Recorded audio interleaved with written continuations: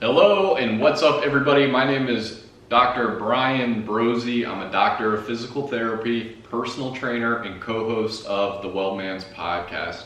Today, I'm going to just talk and demonstrate really quickly a way you can improve or make sure you're actually stretching your hamstrings when you are trying to stretch your hamstrings. First and foremost, just to go over the anatomy.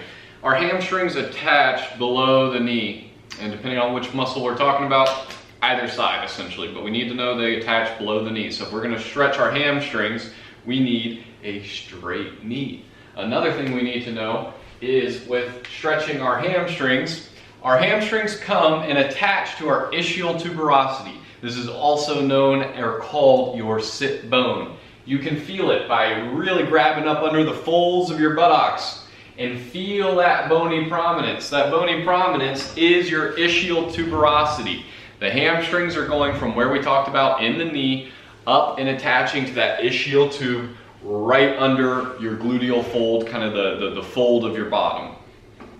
So with that, we know we want this knee as straight as possible. We need to keep this ischial tube portion, the part that's moving or actually stretching, right? So we know we've got a straight knee. I'm stretching my left side here for the sake of this video.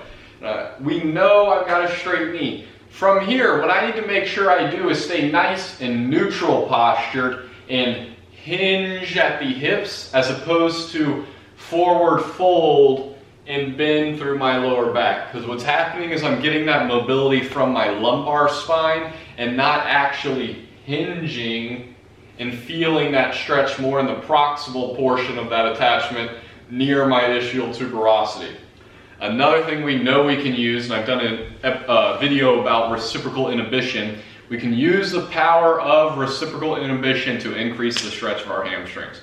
How are we going to do that? By contracting the quads. I'm going to squeeze my quad, real big contraction here. My knee is straight. I'm sitting on my ischial tubes. From here, my hips, I'm going to go into an anterior pelvic tilt, and I start to feel that stretch immediately. You'll notice you are probably going a lot less far. Previously, if you were doing this incorrectly, you may have been stretching your hamstrings like this, right? You're getting really far down there. That's great, but you're not getting much of your hamstrings. Versus here, I'm focusing on creating that anterior pelvic tilt. I do not go as far, but boy, do I feel it a whole lot more in the actual back portion of my leg where the hamstrings are.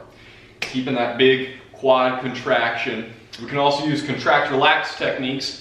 That is actually using the power of the hamstring to essentially quiet down this reflexive kind of holding pattern that our muscle can do if we're overstretching it. So we have the myostatic stretch reflex, which basically does that. If you go through an intense stretch, the muscle's like, well, we don't want to tear. Let's contract a little bit to make sure we don't tear or overstretch ourselves and have any permanent damage. So how we'll use that? Same positioning, right? Very important. I'm anterior pelvic tilting, not just folding forward. And with that, let's say I'm in the stretch. I've been holding it for 20 seconds. Now what I want to do, dig my heel in like I'm trying to bend my knee. So I'm doing this action, but I'm not actually moving, but I'm feeling the tension and contraction of my hamstring. I'm going to relax.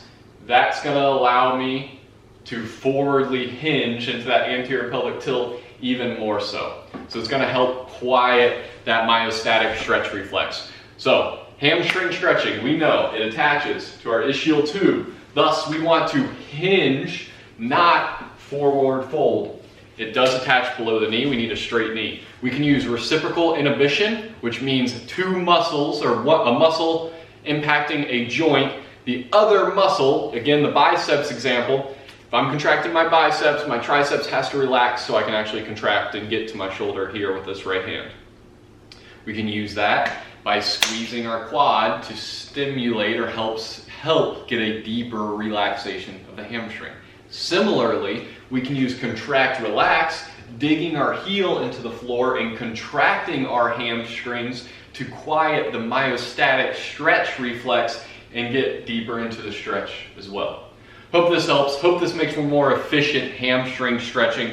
My name is Bryan Brozy. You can check me out at B.Well.PTFloridaFL.com. I do offer a free consultation where we just chat about your situation, specifically what's going on with you, and from there, just get you on the right path, whether that be with me or another practitioner, or just a few exercises to get you going in the right direction.